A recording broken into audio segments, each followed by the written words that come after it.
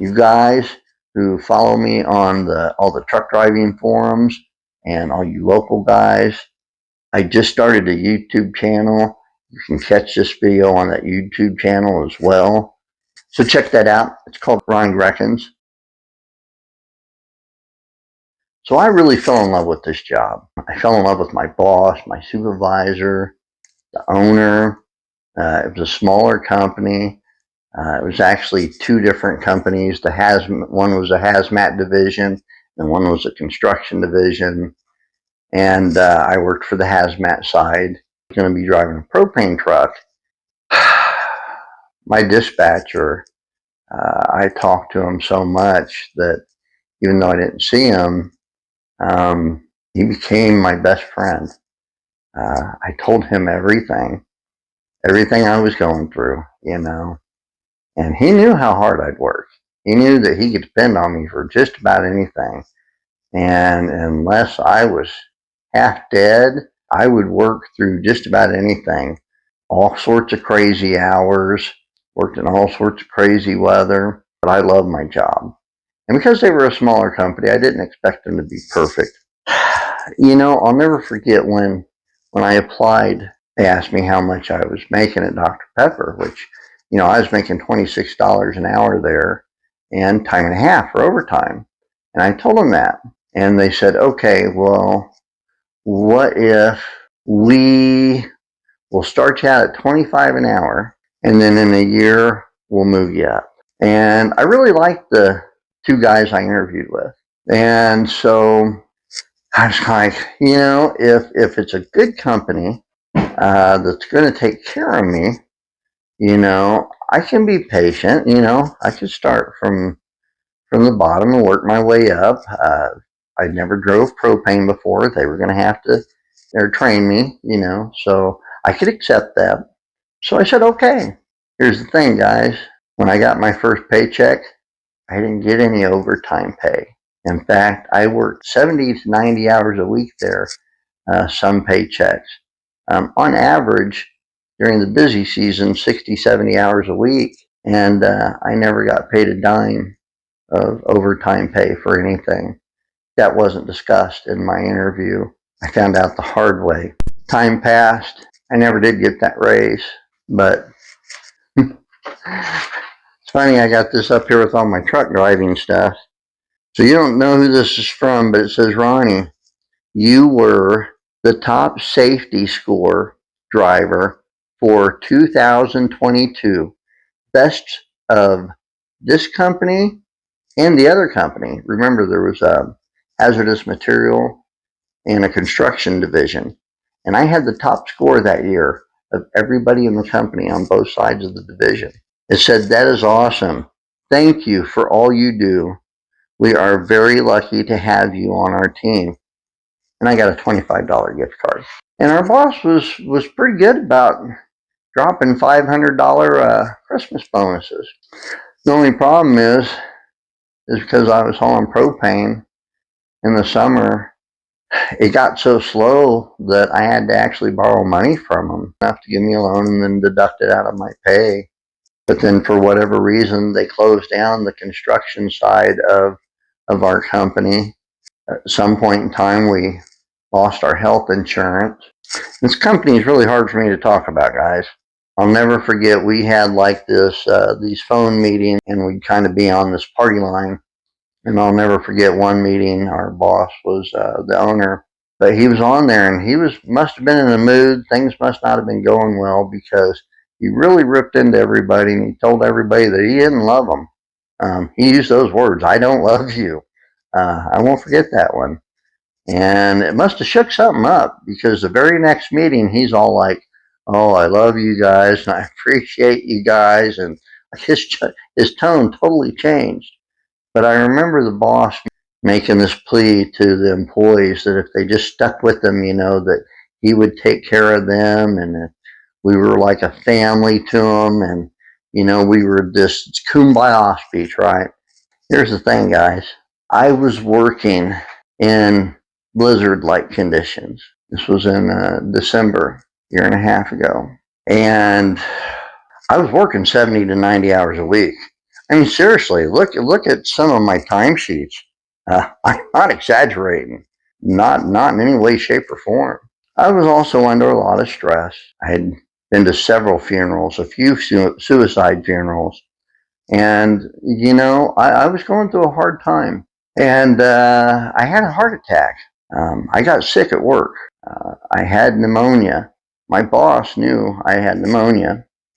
Like I said, he was like my best friend. I told him everything. So I didn't have any reason to hide anything from him, and I was pretty much an open book. And I told him, I'm like, man, I'll do it. I'll stay out here all week. I'll live in this. I'll do whatever. I'll live in this truck every night. I'll do whatever you need me to do. You just say the word. But I told him I wasn't feeling good, and I needed to go home. And I pushed myself to the very end, and then I went home. I wasn't feeling good. I was still sick from coming home from work. The next day, I thought I had indigestion, and I had a heart attack. I had 3 stents put in my heart, and I was clinically dead. If you guys are on the YouTube channel, check out my other video. Talks a little bit about that experience. Um, Believe me, guys, there is a God, and I'm not him. So I had a heart attack, and my wife called my employer and told them, and that was kind of that, and they left me alone. To date, since my heart attack, it's been about a year and a half now, I have never received one get well card, not so much as a flower, a thank you. Oh, we're thinking about you and praying for you, no kind words. My boss, my dispatcher, never came and visited me, didn't check up on me, and I thought he was one of my best friends. And so I didn't understand, when they had insurance enrollment. Uh, I would get this thing that would come to me on the tablet, and I'm looking through it, and they had like 50 different types of programs you could sign up for, and very little information or understanding. We didn't have anybody from an insurance company come and visit us, so I didn't know what I was filling out or how I was filling it out. I thought I had insurance coverage that I didn't, and vice versa. I had dental insurance, but no health insurance when all of this happened. No short-term disability, nothing like that. So for the last year and a half, my wife have survived off of our savings, and we have survived off of selling investment properties, and we have survived off of my wife working as a paraeducator and only getting paid once a month. And that's how we've lived for the last year and a half. And I tried to go back to work at one point. I begged the doctors to let me go back to work. But here's the thing. I had been placed on a heart monitor. According to that heart monitor, I was having 30 to 40 events a week. And when I was out on the road, I would have to pull over and take nitroglycerin sometime. And when I went back to work, I was supposed to be on light duty. I don't think the truck driving industry knows what that is, but I was a long way from home, and I just needed to take a break, and I wanted to kill two birds with one stone because I was having some real bad chest pains. So I pulled in to get gas, and the next thing you know, I get a phone call, and it's my boss, and he is just ripping into me because I didn't stop and get gas at the shop. I never got a chance to even explain to him that I was having heart problems and I was having severe chest pains, and I had to take nitroglycerin, 3 of them that day during that trip. But he was really mad, and come to find out, my boss, I guess his son was in some legal trouble. He was in court for something, and it would appear as though my boss was taking out his frustrations on me, which would have been okay, but I'm recovering from a heart attack, and I really just needed a little empathy and some patience at the time. And so, anyway, I was still having on all of those. And what you guys don't know is like this video that I'm making. My wife, I couldn't make it without her help. and I'm having to take breaks and do this in segments because I just don't have it in me to stand here and do the whole thing in one pop. So, I'm still having about 20 events each week. I'm twice as good as I was. And it's not because I've had any kind of medical help or anything. It's a lot of YouTube videos. I learned a lot about something called cortisol. I really worked on my health, and I'm getting to the point now where I'm having fewer episodes. I got some counseling for just some of the stressful things I was going through, grieving, things like that. I've talked to pastors and whatnot. And so I've kind of taken all the steps over the last year and a half to really take care of myself. And it's been hard because the creditors have started calling like crazy here lately. And I'm kind of on my last thread. And I'm this close to maybe being able to go back to work. The reason I haven't dropped the name of this employer is because I'm still hoping that somewhere deep down inside that they're not full of shit. Excuse my language. The owner meant what he said when he said he cared about us and was going to take care of us. I'm still trying to give my dispatcher, my boss, the benefit of the doubt because he was my best friend. And I want to be able to forgive him. Actually, I do forgive him. But I want to be able to do it to his face. Here's what happened, guys. Here's the rest of that story. And this is where everything takes a turn. The worst, even, if you can imagine. So after I begged doctors to let me go back to work, they weren't necessarily sure. I hadn't had the money or insurance to go through cardiac rehab or anything else. And I was having all these cardiac episodes, but I begged to go back to work. And I tried it. I did. But after that day when my boss got mad at me and I had to pop those 3 nitroglycerins, they weren't making it any easier for me to come back to work, that's for sure. So I basically, I can't remember, I wrote him a letter or something, I emailed it to him.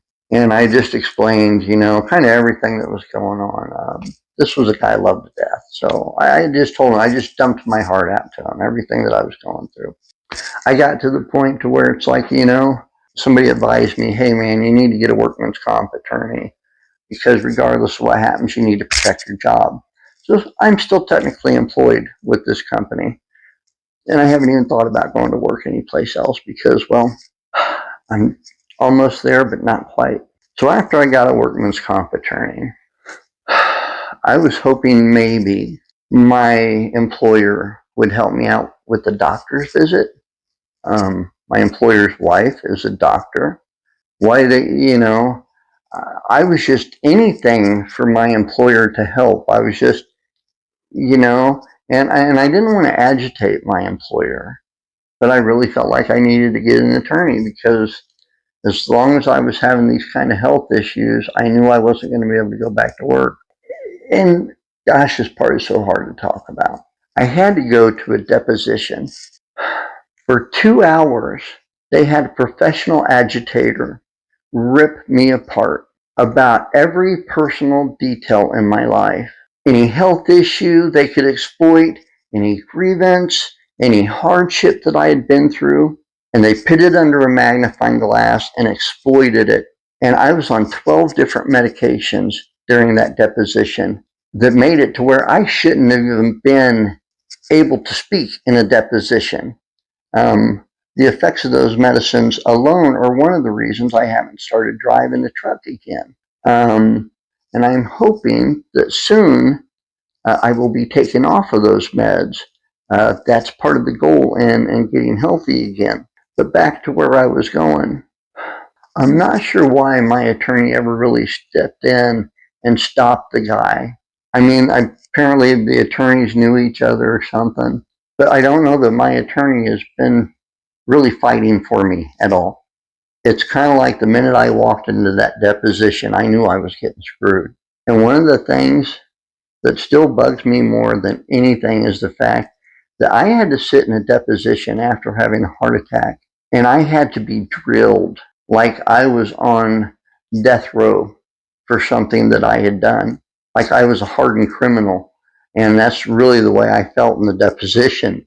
But my boss and the owner, the ones that made me all these promises, the ones that didn't come see me in the hospital or even send me so much as a get well card, they didn't show up. They didn't have to look me in the eyes. They didn't have to see anything. They didn't have to see any of the pain that my family has gone through as a result of this. And here's the thing. My employer swears up and down that my heart attack had nothing to do with my job.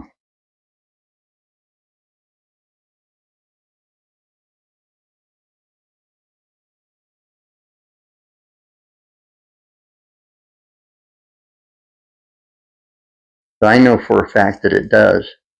Number one, truck drivers are 50% more likely to have a heart attack than anybody else on the face of the planet.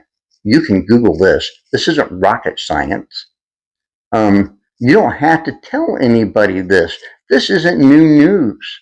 Truck drivers' jobs put them at risk automatically more than any other job on the face of the planet. But look at the effects of driving a tractor trailer on your heart. Google it, research it. My employer knows this. You don't think that they don't know that? And I know that I had some stressful things going on in my life. But anybody who knows me also knows how faithful I am. One thing I know for sure is there is a God. And my faith gets me through everything. And it doesn't matter how hard it is. We can sit here and you can look at things like my grievances or my personal health issues, and you can add all of those contributing factors together.